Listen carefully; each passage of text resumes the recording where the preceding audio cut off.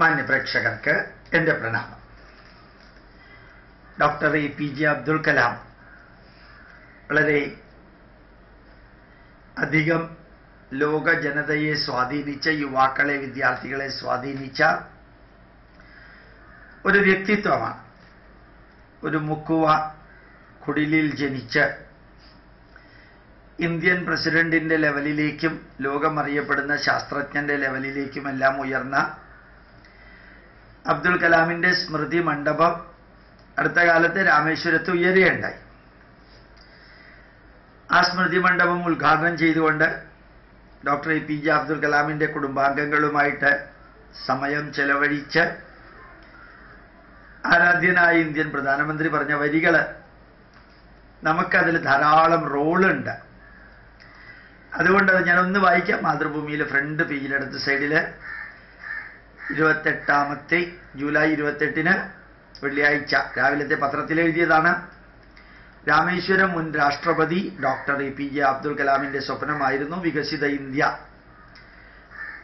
അത് യാഥാർത്ഥ്യമാക്കാൻ ജനങ്ങൾ ഒത്തൊരുമയോടെ പ്രവർത്തിക്കണമെന്ന് പ്രധാനമന്ത്രി നരേന്ദ്രമോദി പറഞ്ഞു.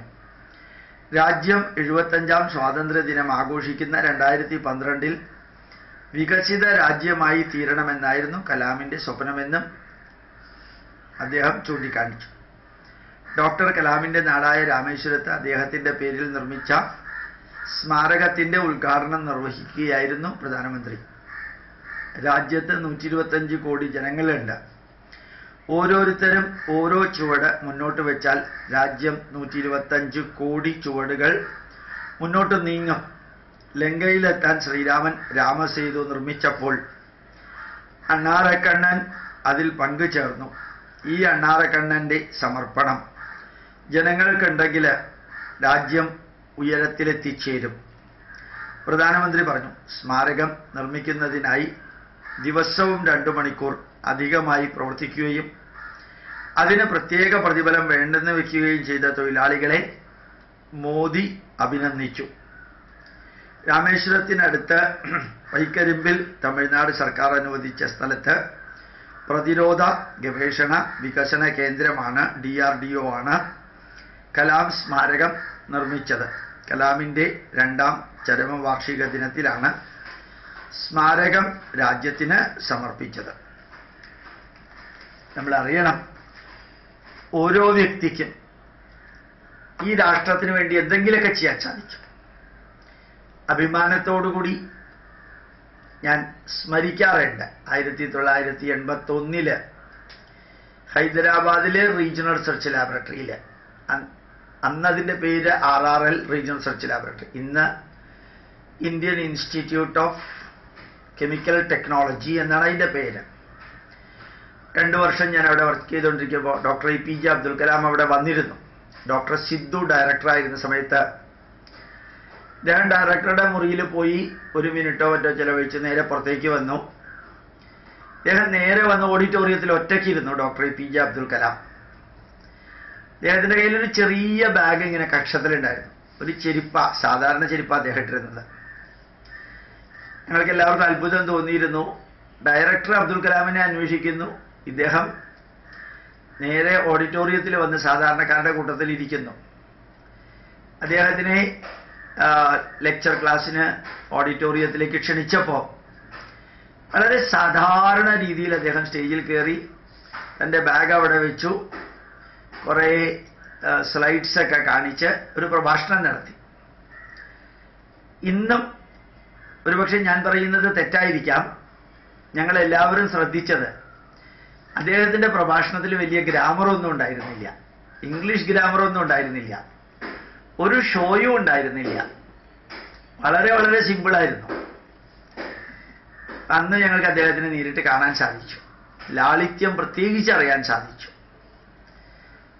അത് കഴിഞ്ഞ് അദ്ദേഹത്തിനെ കാണാൻ ഭാഗ്യം കിട്ടിയത്, നേരിട്ട് കാണാൻ ഭാഗ്യം കിട്ടിയത് കോയമ്പത്തൂര് ശ്രീശങ്കര ഐ ക്ലിനിക്കില് കാഞ്ചീപുരം ശങ്കരാചാര്യര്, കാഞ്ചി കാമകോടി പീഠം ശങ്കരാചാര്യര് ഡോക്ടർ APJ അബ്ദുൽ കലാം അവിടെ വരുമ്പോൾ എന്നെയും അങ്ങോട്ട് വരണമെന്ന് പറഞ്ഞിരുന്നു.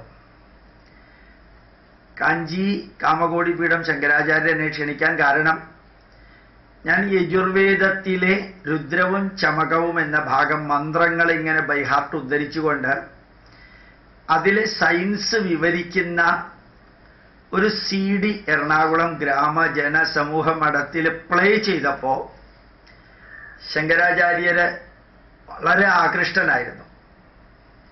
ആ CD-യിൽ എൻ്റെ പ്രഭാഷണം കേട്ടിട്ട് അദ്ദേഹം പറഞ്ഞു, കോയമ്പത്തൂർ ഇന്ന ദിവസം വരണം, ഡോക്ടർ APJ അബ്ദുൽ കലാം വരുന്നുണ്ട്, ഞാൻ പരിചയപ്പെടുത്താമെന്ന് പറഞ്ഞിരുന്നു.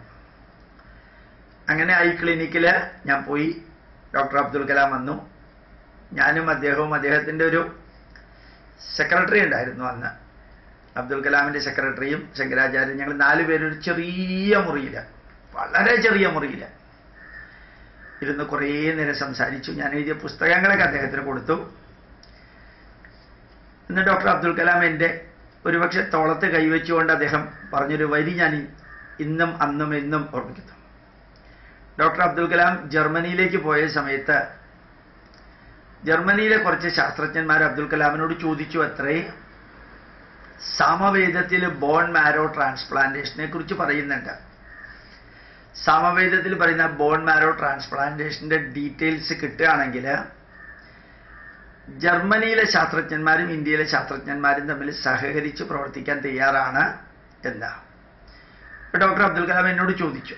അങ്ങനെ വല്ലതും കണ്ടിട്ടുണ്ടോ വേദം പഠിച്ച സ്ഥിതിക്ക്? ഞാൻ പറഞ്ഞു, 5550ഓളം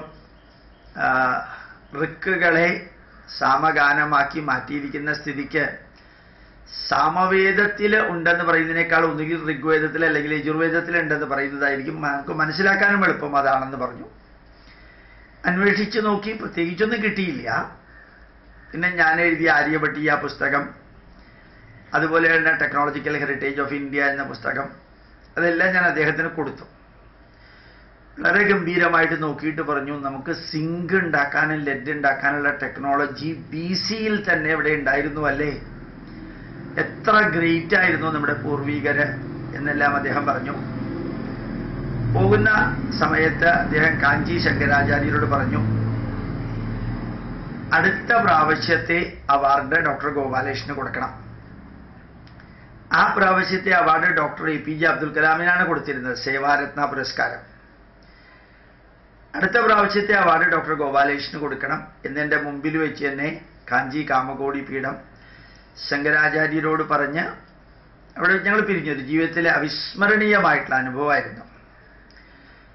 എൻ്റെ പുസ്തകം എല്ലാം കൂടി ചേർത്ത് അദ്ദേഹം നേരെ പ്ലാനിംഗ് കമ്മീഷന് കൊടുത്ത് പ്ലാനിംഗ് കമ്മീഷനിലെ വ്യക്തിയോട് പറഞ്ഞു, ഗോപാലകൃഷ്ണന് ആവശ്യമായിട്ടുള്ള സപ്പോർട്ട് കൊടുക്കണമെന്ന്.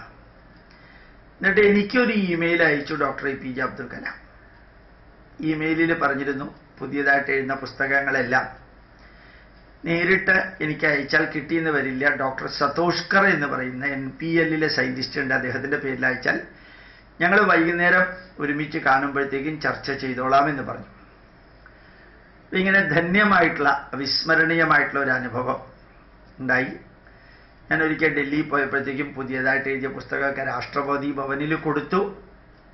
അവർ പറഞ്ഞു, സ്പെഷ്യലി ഞങ്ങൾ അകത്തെത്തിച്ചോളാം എന്നവിടെ പറയുകയുണ്ടായി. നേരിട്ട് കാണാൻ സാധിച്ചില്ല. ശരിക്കും എല്ലാവർക്കും ആവേശം നൽകുന്ന ഒരു ജീവിതമായിരുന്നു, ധന്യമായ ജീവിതമായിരുന്നു, ലാളിത്യത്തിൻ്റെ പരമകാഷ്ഠയിലെത്തിയ ജീവിതം. വിവാഹം കഴിച്ചിട്ടുണ്ടോ എന്ന് ആരോ ചോദിച്ചപ്പോൾ ഡോക്ടർ അബ്ദുൽ കലാം പറഞ്ഞു, തീർച്ചയായിട്ടും ഞാൻ വിവാഹം കഴിച്ചിട്ടുണ്ട്. ഭാര്യയുടെ പേരെന്താന്ന് ചോദിച്ചു. ഇപ്പോൾ റിസർച്ച് എന്ന് പറഞ്ഞു, സയൻറ്റിഫിക് റിസർച്ച് എന്നാണ് ഭാര്യയുടെ പേരെന്ന് പറഞ്ഞു. സയൻസിനെയാണ് വിവാഹം കഴിച്ചത്, റിസർച്ചിനെയാണ് വിവാഹം കഴിച്ചത്.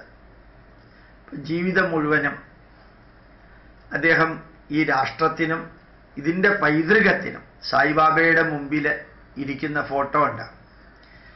ആൾമോസ്റ്റ് എല്ലാ വർഷവും മാതാമൃത ആനന്ദമയുടെ അടുത്തേക്കും അദ്ദേഹം വരുമായിരുന്നു. ഈ വള്ളിക്കാവിലുള്ള വലിയ ബ്രിഡ്ജ് ഉദ്ഘാടനം ചെയ്തത് ഡോക്ടർ APJ അബ്ദുൽ കലാമാണ്. അടൽ ബിഹാരി വാജ്പേയിയോടൊപ്പം ഡോക്ടർ APJ അബ്ദുൽ കലാമും ഉണ്ടായിരുന്നു. അമൃത വിശ്വവിദ്യാലയം എട്ടിമട കോയമ്പത്തൂർ ഉദ്ഘാടനം ചെയ്തപ്പോൾ ശരിക്ക് എട്ടിമടയിലുള്ള ഓരോ റിസർച്ച് പ്രോഗ്രാമും ഡോക്ടർ APJ അബ്ദുൽ കലാമിൻ്റെ ഡയറക്റ്റ് നേതൃത്വം ഉണ്ടായിരുന്നു. പർട്ടിക്കുലർലി നാനോ മെറ്റീരിയൽസിനെ കുറിച്ചിട്ടുള്ള റിസർച്ചിലെല്ലാം എല്ലാ സാധാരണക്കാർക്ക് എത്തിക്കാൻ അബ്ദുൽ കലാം വളരെയധികം ശ്രമിച്ചിരുന്നു. രാഷ്ട്രപതി ഭവനിലേക്ക് കയറുമ്പോഴും രാഷ്ട്രപതി ഭവനിൽ നിന്ന് പുറത്തേക്ക് വന്നപ്പോഴും അദ്ദേഹത്തിൻ്റെ ലാളിത്യം എല്ലാ വാക്കുകളിലും ഉണ്ടായിരുന്നു. എൻ്റെ അച്ഛൻ കടലിൽ മത്സ്യം പിടിക്കാൻ പോയിട്ട് അവിടെ നിന്ന് ലഭിക്കുന്ന മത്സ്യം അമ്മയുടെ കയ്യിൽ കൊടുത്ത് അമ്മ അത് മാർക്കറ്റിൽ കൊണ്ടുപോയി വിറ്റ് കിട്ടുന്ന പൈസ കൊണ്ട് വാങ്ങിക്കുന്ന പച്ചക്കറിയും പലവ്യഞ്ജനവും ഉപയോഗിച്ചുണ്ടാക്കുന്ന മൺചട്ടിയിൽ ഉണ്ടാക്കുന്ന ആ ഭക്ഷണത്തിന് തുല്യ ടേസ്റ്റ് ലോകത്തിലെ ഒരു ഭക്ഷണത്തിനും ഉണ്ടാവില്ല എന്ന് വളരെ പോസിറ്റീവ് അർത്ഥത്തിൽ രാഷ്ട്രപതി ഭവനിലെ പാചകപ്പുരയിൽ ഭക്ഷണം പാകം ചെയ്യുന്ന വ്യക്തികൾ ഇനി അങ്ങക്ക് ആര് ഭക്ഷണം ഉണ്ടാക്കി തരുന്ന ചോദ്യത്തിന് അദ്ദേഹം മറുപടി പറയുകയുണ്ടായി.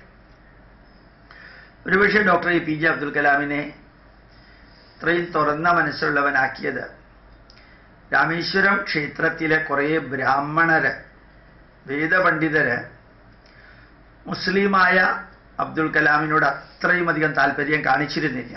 ശുദ്ധിയുടെയും മത വ്യത്യാസത്തിൻ്റെയും ഉണ്ടായിരുന്നു. പക്ഷെ ചില ബ്രാഹ്മണരുടെ, ഞാൻ ബ്രാഹ്മണരെന്ന് ഉദ്ദേശിച്ചത് വേദം പഠിച്ചവർ തന്നെയാണ്, അവരുടെ മക്കൾ അബ്ദുൽ കലാമിൻ്റെ കൂട്ടത്തിൽ ഗവൺമെൻറ് സ്കൂളിൽ പഠിക്കുന്നുണ്ടായിരുന്നു. അപ്പോൾ അവർ വേദം പഠിക്കുമ്പോൾ ഡോക്ടർ അബ്ദുൽ കലാമും അവിടെ വന്നിരിക്കുമായിരുന്നു. ചെറിയ കുട്ടിയായിട്ടുള്ള അബ്ദുൽ കലാം ഇരിക്കുമായിരുന്നു. അതിന് ഈ സുഹൃത്തുക്കളുടെ മാതാപിതാക്കളെ എതിര് പറഞ്ഞിരുന്നില്ല. വളരെയധികം തുറന്ന ഒരു മനസ്സ് ഇവർ കാണിച്ചത് കൊണ്ട് മാത്രമാണ്, വളരെയധികം ബ്രാഹ്മണരവിടെ ഉള്ളതിൽ ഒരു ചെറിയ വിഭാഗം തുറന്ന മനസ്സ് കാണിച്ചത് കൊണ്ടാണ് ഇവരോടുള്ളതും വേദത്തിനോടുള്ളതും ബാക്കി സംസ്കാരത്തോടുള്ള വീക്ഷണം വളരെയധികം കൂടിയത് എന്ന് ഒരു ആനിമേഷൻ പിക്ചറിലൂടെ 10-20 മിനിറ്റ് നീണ്ടു നിൽക്കുന്ന ആനിമേഷൻ പിക്ചറിലൂടെ ഞാൻ കണ്ട് അദ്ദേഹത്തിൻ്റെ വരികളെല്ലാം വായിക്കുമ്പോൾ അഭിമാനം തോന്നി. എന്നെ ഭാരതത്തിൻ്റെ പ്രിയപുത്രൻ ആത്മീയതയും ഭൗതികതയുമെല്ലാം സമന്വയിപ്പിച്ച് നിലനിന്ന ആ മനുഷ്യൻ്റെ മുമ്പിൽ പ്രണമിക്കുന്നു. 2022 ഭാരതം ഒരു വികസിത രാഷ്ട്രമാകുമ്പോൾ അതിൽ നമുക്ക് സമർപ്പിക്കാവുന്ന എല്ലാ യജ്ഞവും പ്രയത്നവും സമർപ്പിക്കാമെന്ന് നമുക്ക് പ്രതിജ്ഞ എടുക്കാം.